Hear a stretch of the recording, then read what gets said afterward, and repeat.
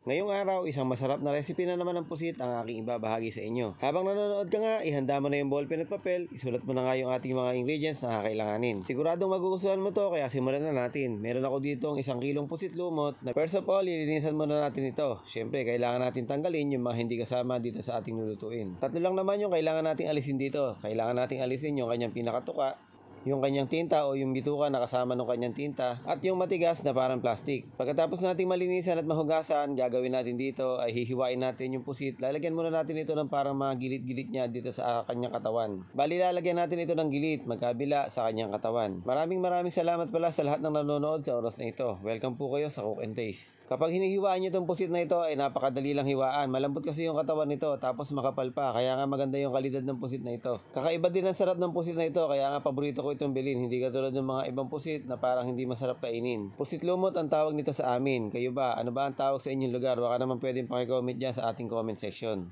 Natapos na nga nating igayak yung ating mga pusit. Ngayon naman ay maghihiwa lang tayo ng ating mga gagamitin sangkap. So naghiwa lang ako dito ng 1 pirasong karot. Magagayat lang din ako dito ng 1 pirasong sibuyas na pula, at tapos pipinuhin lang natin kagaya ng nakikita ninyo. Gagamit din ako dito ng 1 pirasong red bell pepper. Kung meron naman kayong green bell pepper, pwede rin naman. Gagamit din tayo rito ng bawang. So meron na ako nakareading giniling na bawang. Ngayon naman papakuluan natin itong pusit. 30 seconds lang natin itong papakuluan. Dahil bawal nga itong ma-overcook. After 30 seconds, hahanguin muna natin ito, then set aside.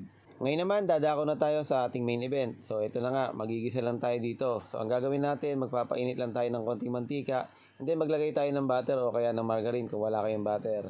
At maglalagay tayo dito ng bawang sa ating ginigisa. Hintayin mo lang na medyo mamula-mula ng konti yung bawang, and then lagay mo na nga yung sibuyas. Tapos pakagisa-gisahin mong maigi yung ating sibuyas at bawang na yan. Kailangan lumabas yung kanyang tunay na aroma o yung kanyang taglay na bango, kumbaga. So ito na nga, kailangan talagang gisang-gisa. So lagyan na natin ang ating oyster sauce, and then lagyan natin ng konting seasoning. At gagamit tayo dito ng mga 1 kutsarang patis. Lalagyan din natin ito ng asukal.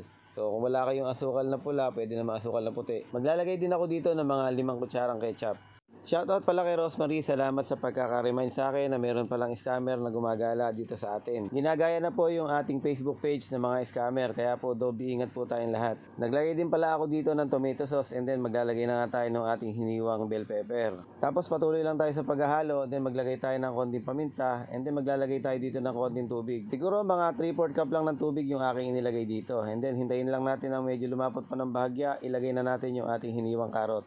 Pag naamoy mo na yung aroma ng ating bell pepper, pwede na nating ilagay yung ating nilagang pusit o yung binlanch nating pusit kanina. Katulad nga ng sabi ko, bawal itong ma-overcook, kaya nga this time kailangan medyo mabilis lang yung ating pagluluto. Ilakas mo lang todo yung apoy para nga maganda ang pagkakaluto nito. Ngayon naman, kailangan mo lang mag-time ng 1 minute para nga dito sa ating niluluto. So hindi pwedeng ma-overcook, kaya kailangan saktong-sakto lang para ma-achieve natin yung malambot at masarap na pagkakaluto ng pusit. So tinikman ko lang, so wala na akong dapat i-adjust. Ngayon naman, maglalagay lang ako ng pampaanghang. So syempre, kailangan meron tayong konting pampagana. So masarap talaga yung medyo may konting sipa, para naman pagka ikaw ay tinamaan, talagang bulagta ka. Hindi, joke lang yun. Siyempre, masarap naman yung konting anghang lang, di ba? So ito na nga, plating na nga tayo, at talaga namang sobrang nakakatakam nitong ating niluto ngayon. So gayahin nyo to at hindi kayo magsisisi.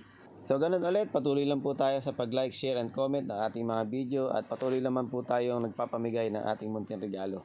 So inuulit ko po, mag-ingat po tayo sa lahat ng mga scammer na kumakalat dyan. Malapit na po ang Pasko. Maraming salamat po sa lahat ng sumuporta at nanood. Ngayong oras na ito, I love you all.